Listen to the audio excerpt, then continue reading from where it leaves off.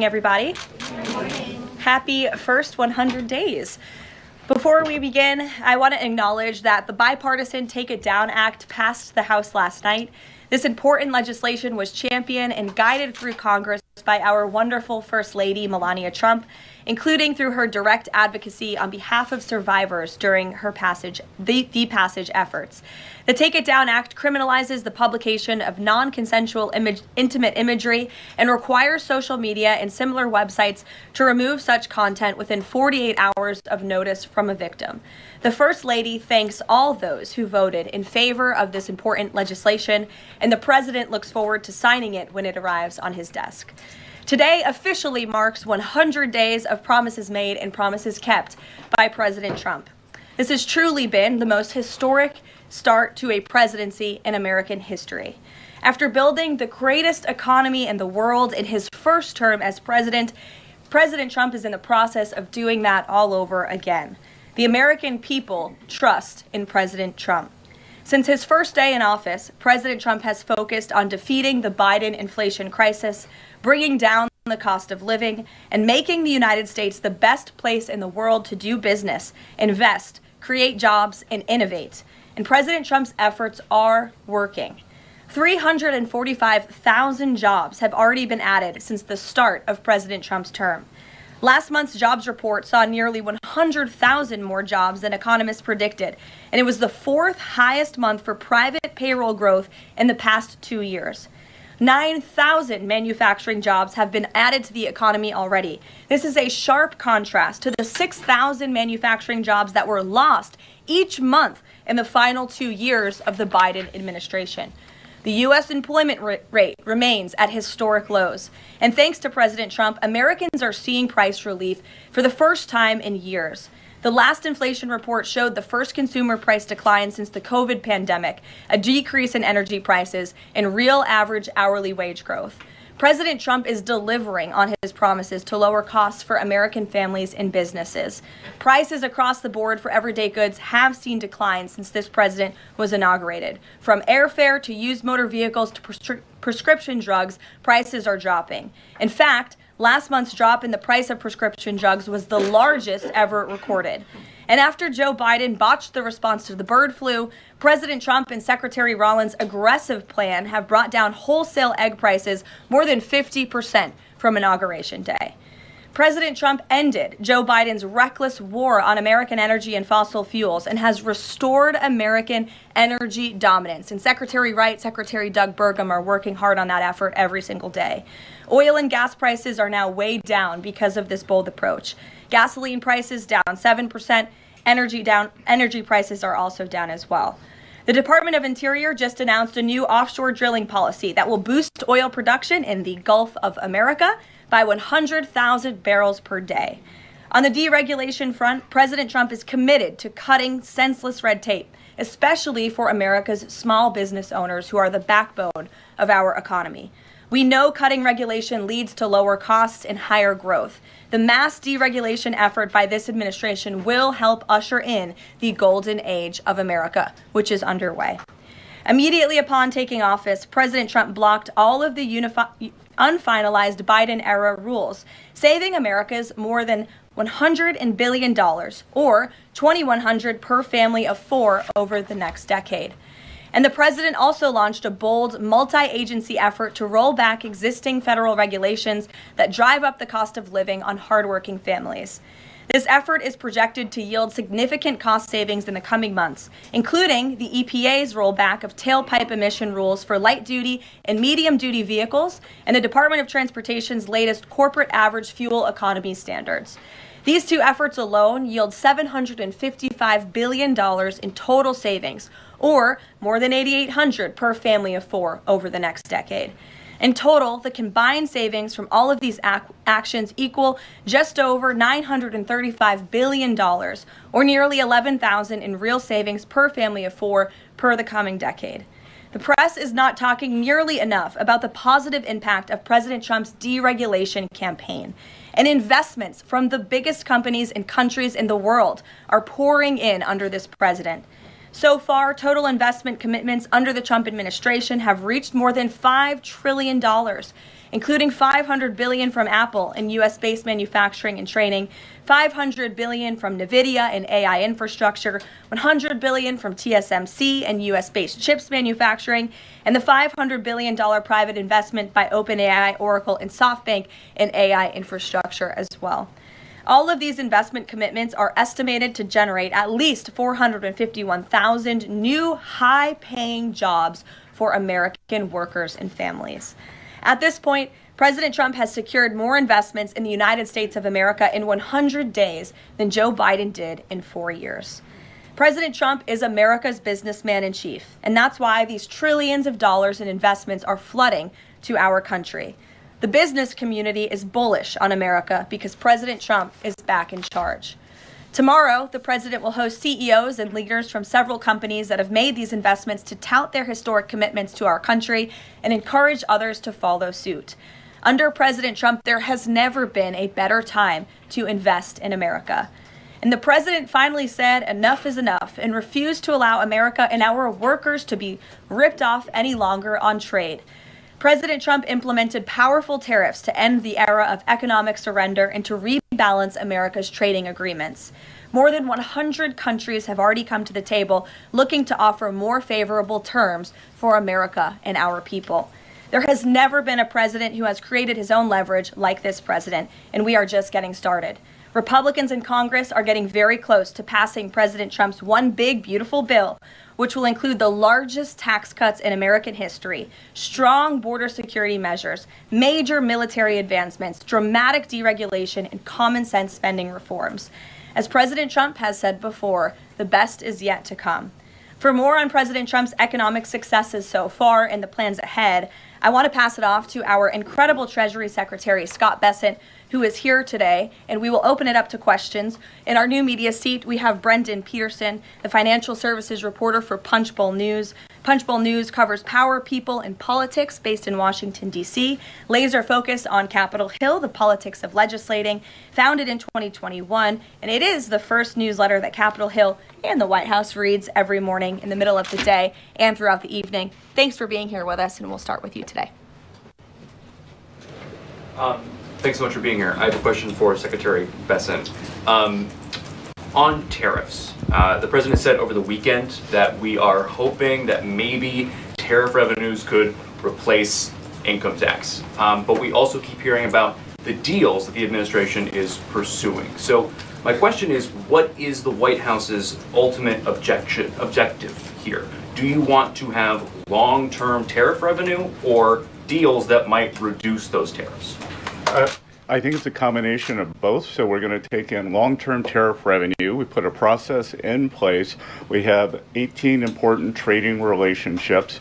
We will be speaking to all of those partners, or at least 17 of them, over the next few weeks. Many of them have already come to Washington. What President Trump is referring to is the ability for tariff revenue to give income tax relief. And I think there's a very good chance that we will see this in the upcoming tax bill.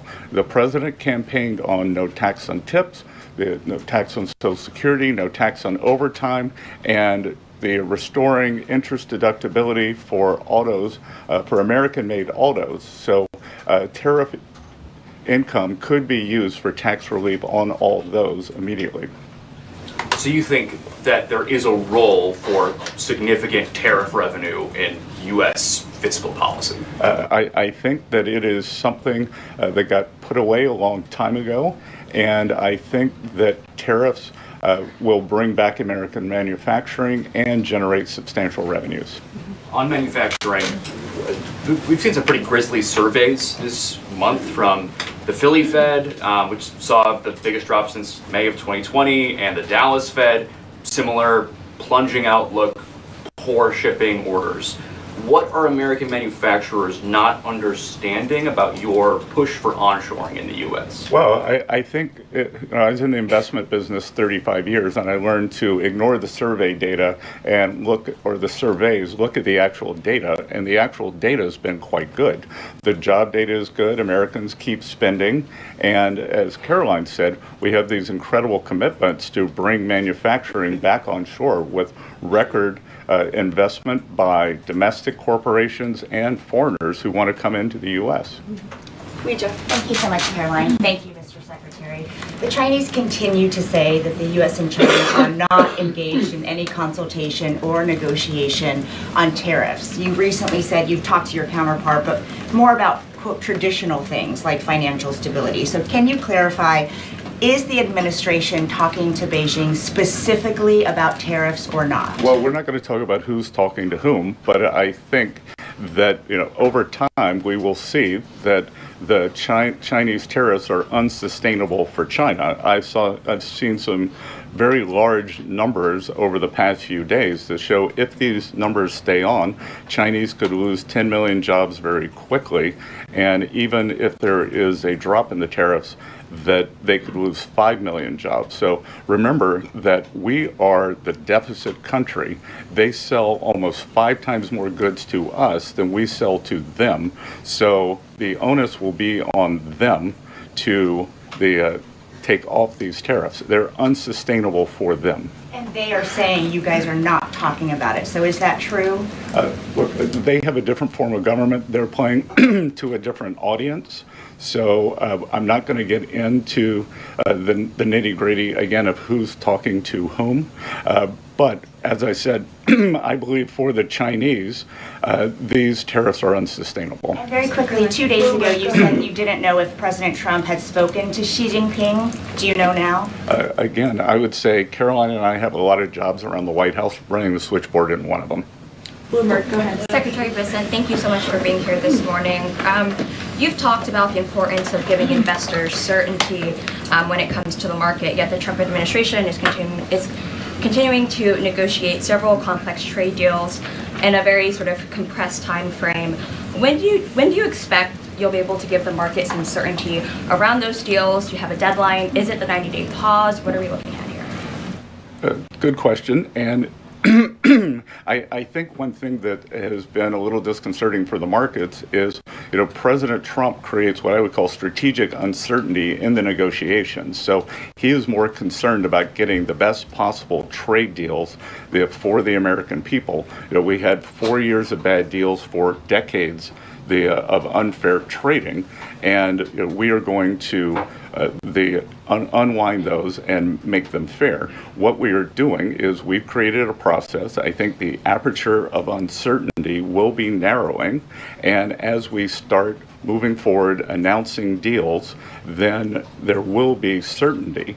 But certainty is not necessarily a good thing in negotiating. Mr. Secretary, last night there were reports on the administration sort of walking back a little bit on the auto tariffs. Can you sort of just elaborate on that decision there and what we can expect going forward, and why sort of the shift in those auto tariffs? Well, President Trump has had meetings with both domestic and foreign auto producers, and he's committed to bringing back auto production to the U.S.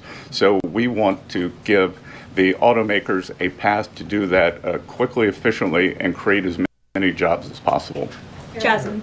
Thank you so much, Caroline. Thank you, Secretary. Back from China, does the administration anticipate supply chain shocks or supply shocks coming now that cargo shipments from China are significantly down? And if so, are there plans in the process of how to address that? I wouldn't think that we would have supply chain shocks, and I think retailers, they have managed their inventory in front of this. I speak to dozens of companies, sometimes daily, but definitely weekly, and they know that President Trump is committed to fair trade and have planned accordingly. And then second question, can you outline the timeline for when you think some of these deals, particularly with your Asian countries like India, Japan, South Korea, you may have an announcement?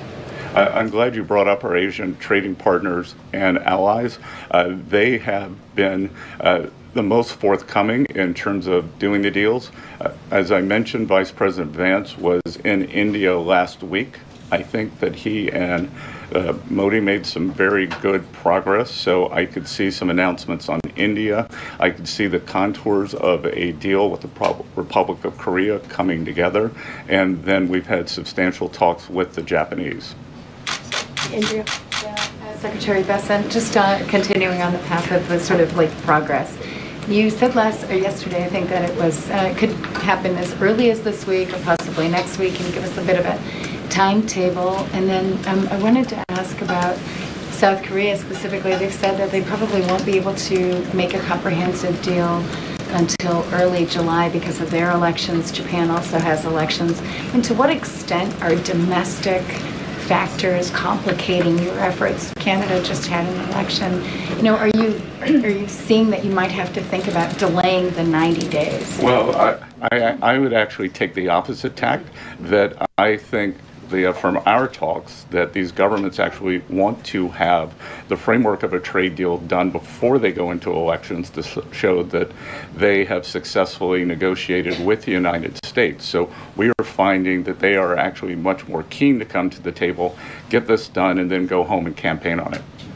Sean? I'm sorry, did you have a comment on whether something could happen this week or next week?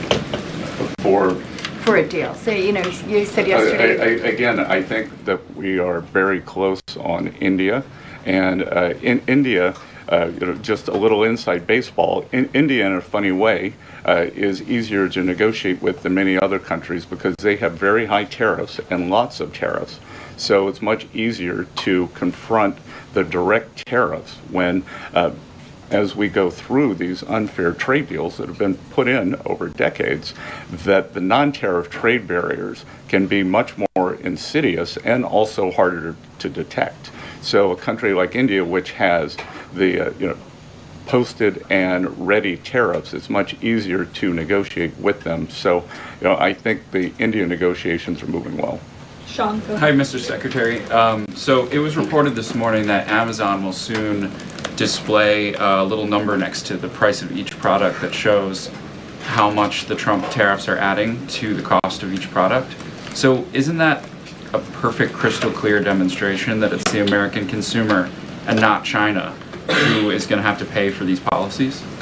I will take this, since I just got off the phone with the president about Amazon's announcement.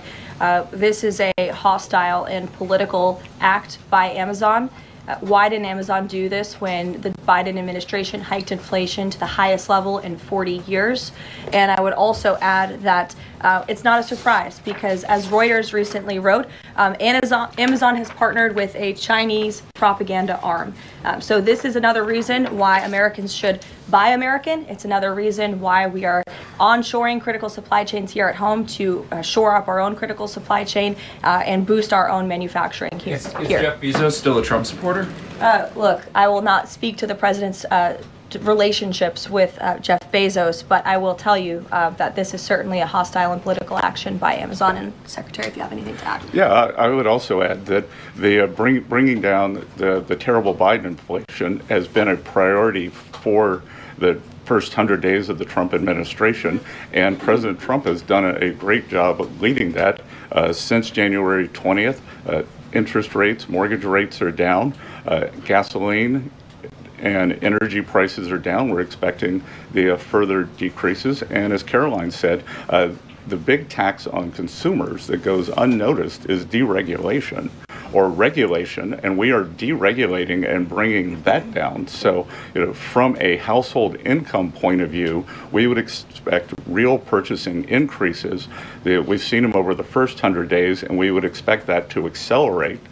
We are doing peace deals, trade deals, tax deals, and deregulating. And the deregulation is a longer lead time, but I think by the third and fourth quarters, that's really going to kick in. Kelly, go ahead. Thank you, Caroline. A question for you and Secretary Bessent. We talk a lot about volatility and uncertainty in the marketplace, and the president has stated all along that he's more concerned about mainstream America, the American worker. You just talked about deregulation and this entire fair trade and reciprocals. What is your message to the American people in terms of letting them get through this disturbance and the outcome being greater and a greater good for the American worker, the American people, the American families? I would say trust in President Trump. There's a reason he was reelected to this office. It's because of the historic success of his economic formula in the first term. And as I laid out at the beginning of the briefing, and the Secretary has talked about, and the President talks about every day, there's a proven formula that works. Massive deregulation, energy independence, and tax cuts, which are coming. And the Secretary is working very hard on that with our counterparts on Capitol Hill. If you want to talk about that, that's a huge deal to put more money back into the pockets of hardworking Americans. As for the fair trade deals the President is trying to negotiate, he's not just righting the wrong of the mess that he inherited from the past 4 years of the Biden administration. This is a mess that has been created for the past 4 decades that has sold out the middle class, that has moved jobs overseas. You think about our heartland, middle America, what towns used to look like, what they look like today. President Trump wants to restore the golden age, and it's a process to do that. And that process is underway, but he's put together a fantastic trade team. Secretary Bessent, Secretary Lutnick, Jamieson Greer, all working incredibly hard on this effort 24/7. But tax cuts are coming, and that's key. And Mr. Secretary, why don't you talk a little bit about that? Yep. So it's really a three-legged stool in the economic policy. It's trade, it's tax, and it's deregulation. So we are in the midst of addressing, as Caroline said, these long-term trade imbalances. The tax bill is going much better than I would have thought when I took office on January 28th, and that's through President Trump's leadership. That Speaker Johnson, Leader Thune are united. Speaker Johnson, we had a very good meeting yesterday with somebody called the Big Six, NEC Director Kevin Hassett, myself, Speaker Johnson, Leader Thune, Committee Chairman Jason Smith, and Senator Crapo.